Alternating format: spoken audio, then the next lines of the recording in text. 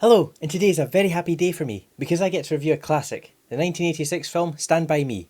I'm so excited by this, I can't wait to just jump right in. The film opens up with... Wait, why am I seeing the opening to My Little Ponytails? Oh no. No, no, no!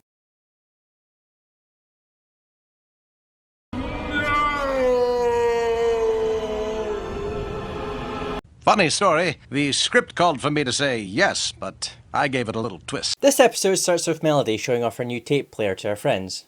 A new tape player that doesn't seem to have a volume control.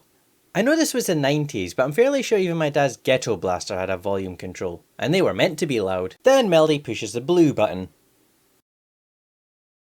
Ah, what you need is a pen. I'm old. And then Teddy happens. Here, let me show you how to do it.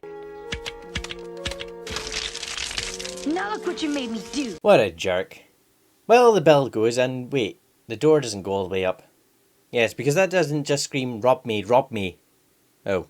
Can you guess our lesson for this week? Figure out why everything has turned all purple all of a sudden? Oh no! I can't believe I lost it. I must have left it. My cassette player, it's been swiped. At that moment, Teddy arrives with tape on his hoof. So I'm guessing Melody needs a new tape. For those of you too young to remember, there was no download it to your iPod or anything like that. As soon as those things snapped, that was it. I'm so old. The teacher then decides to turn it into a lesson on courtroom procedure, with Starlight as the judge, Bright Eyes as the prosecutor, and on defence... I'd be really truly happy to help Teddy. We then get a scene in the ice cream shop, which I would like to say could be summed up like this. You betray the law! Unfortunately, the gang come off as a bunch of bullies in this scene, especially Melody. Not just to Teddy, but to Sweetheart as well. But Sweetheart handles it like a boss. Alright, if that's what you want. Come on, Teddy. The next day in court, oh my, they're taking this so seriously. Seriously? Now the way they've worked the song into the story makes it better. I mean, it's still flat and forced, but it turns what would have been boring dialogue into something somewhat entertaining. I was in the gym signing up for the soccer team. Oh, you like playing with your balls, Teddy? A typical boy. What about a motive? If you have a tape recorder of your own, you wouldn't need to take Melody's, right? But I don't have one.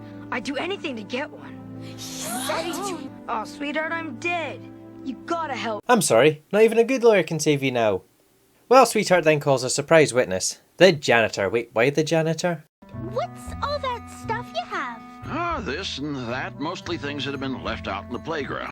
You mean, like this? What? So wait, she looked in everyone's desks when her tape player went missing, but not the lost and found box. I heard this episode made it into one of Mysterious Mr. Enter's animated atrocities videos, which I haven't watched yet. But I think I know why. This episode reminds me a lot of one of the subplots in the film Stand By Me, where River Phoenix's character was suspended from school for stealing milk money. Now in the film, yes, he did steal the money, but he was unjustly suspended because he was from a bad family. And let's face it, these girls were hardly going to give Teddy a fair trial. And that's where I think this episode goes wrong for me. Because the only one who seems neutral and looks at the evidence is Sweetheart. The rest, even the teacher, seems to jump on Melody's prejudice. The moral of not jumping to conclusions is a good one. In fact, I found it very useful this review because when I first watched this episode I thought it was harmless. But upon further viewings I started to notice the one-sidedness of the characters. I think if they'd played Melody and Teddy with Sweetheart in the middle more and had the rest of the characters in the background rather than all seemingly siding with Melody, it would have seemed more balanced. Rather than Teddy versus the world.